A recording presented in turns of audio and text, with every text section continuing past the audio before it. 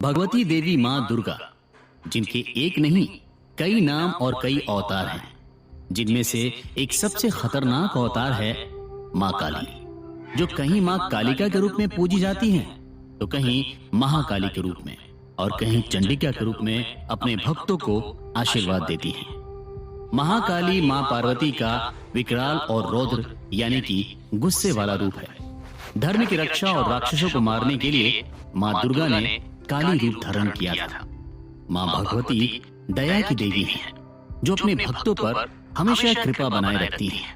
लेकिन माँ काली उनका एक ऐसा रूप है जिसमें दया भाव नहीं है।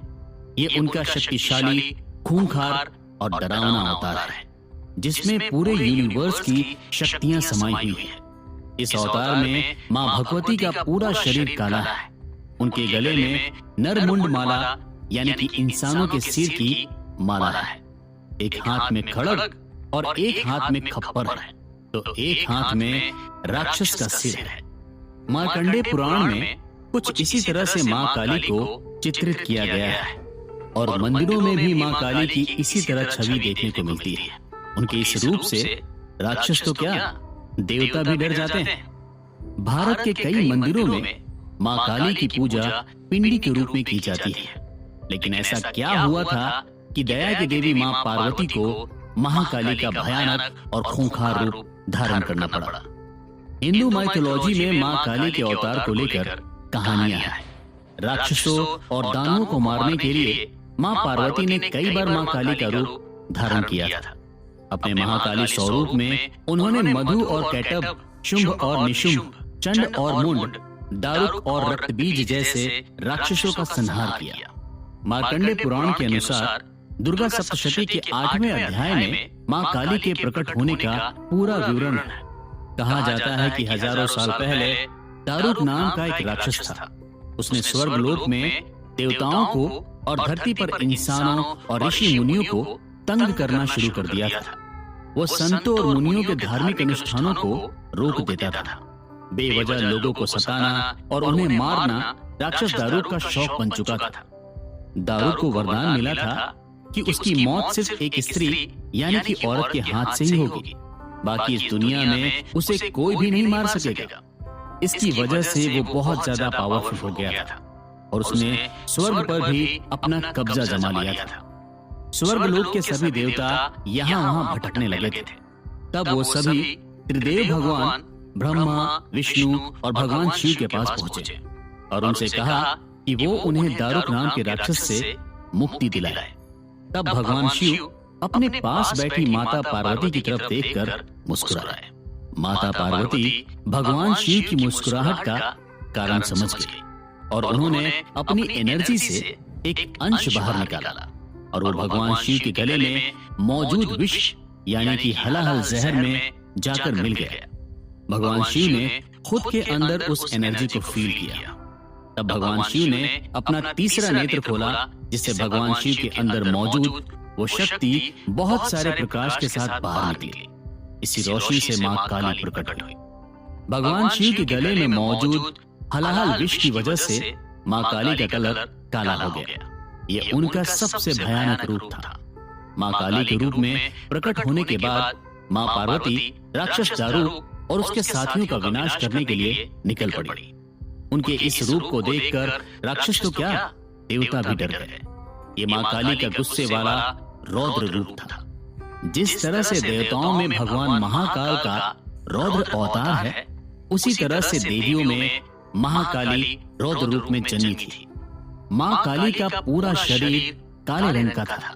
चेहरे पर आग के समान तेज और जीभ पूरी तरह से लाल। हाथों में खतरनाक अस्त्र शस्त्र थे। देखते ही देखते माँ काली ने दारुक समेत उसकी पूरी राक्षस सेना का खात्मा कर दिया और तीनों लोगों को दारुक के आतंक से बचाया। हिंदू माइथोलॉजी में माँ काली से जुड़ी एक और कहानी है, जिसमें उन्होंने खतरनाक राक्षस रक्तबीज का वध किया था। कहा जाता है कि हजारों साल पहले रक्तबीज नाम का बहुत ही शक्तिशाली राक्षस था। वो अमर होना चाहता था। तब उसने 100 सालों तक भगवान ब्रह्मा जी की कठिन तपस्या की। रक्तबीज की तपस्या से भगवान ब्रह्मा काफी खुश हुए। और उन्होंने प्रकट होकर रक्त बीज से वरदान मांगने के लिए कहा।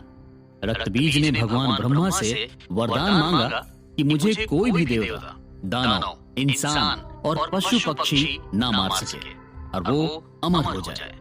भगवान ब्रह्मा तथास्तु कहकर वहां से अंतर्ध्यान हो गए। इसके अलावा रक्त बीज को एक और वरदान मिला था कि उसके रक्त यानी कि खून की बूंदें जहां जहां भी गिरेगी वहां नए रक्त बीज का जन्म होगा। वरदान पाकर वो बहुत ज्यादा पावरफुल हो गया। सभी देवता मिलकर भी उसे हरा नहीं सके। रक्त बीज ने स्वर्ग पर आक्रमण कर स्वर्ग के राजा इंद्र को हरा दिया, स्वर्ग पर अपना कब्जा जमा लिया। डर की वजह से सभी देवता इधर उधर छुप रहे थे। अब कोई दैवीय शक्ति ही रक्त बीज का वध कर सकती थी। सभी देवता मिलकर त्रिदेव भगवान ब्रह्मा, विष्णु और महेश के पास पहुंचे और उनसे प्रार्थना की कि वो उन्हें रक्त बीज जैसे राक्षस के अत्याचारों से बचाए। तब मां दुर्गा काली का अवतार लेकर रक्त बीज को मारने के लिए निकली। रक्त बीज से युद्ध के दौरान जहां जहां भी उनके खून की बूंदें गिरती वहां एक और राक्षस पैदा हो जाता था।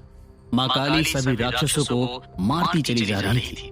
उसके खून की एक भी बूंद नीचे न गिरे, इसके लिए मां काली ने एक हाथ में खड़ग और दूसरे हाथ में खप्पर लिया। खड़ग से मां काली ने रक्त बीज का सिर काटा और उसके खून को खप्पर में ले लिया ताकि उसके खून की एक भी बूंद नीचे न गिर पाए। रक्त बीज को मारने के बाद मां दुर्गा ने उसके खून को पी लिया था, जिससे रक्त बीज का पूरी तरह से खात्मा हो गया था। इस तरह से मां दुर्गा ने अपने काली अवतार के जरिए देवताओं को रक्त बीज से बचाया था। चंड और मुंड जैसे राक्षसों को मारने के लिए मां आदिशक्ति ने मां काली का रूप धारण किया था। यह उनका सबसे खूंखार और डरा देने वाला अवतार था। कहा जाता है कि चंड और मुंड का जन्म रक्त बीज के खून की बूंदों से हुआ था। ये दोनों ही राक्षस रक्त बीज के सबसे खास थे। चंड और मुंड के साथ मां काली की लड़ाई अस्त्रों से नहीं बल्कि शस्त्रों से हुई थी, जिसमें उन्होंने फरसे का इस्तेमाल किया था। इस फरसे से मां दुर्गा ने चंड और मुंड की गर्दन को उनके धड़ से अलग कर दिया था। मां काली के अवतार में मां आदिशक्ति इतने ज्यादा गुस्से में थी कि उन्होंने चंड और मुंड को मारकर उनके सिर की माला को अपने गले में पहन लिया था। वो लगातार अपने गुस्से में आगे बढ़ रही थी। उनके इस गुस्से से पूरी दुनिया खत्म हो सकती थी।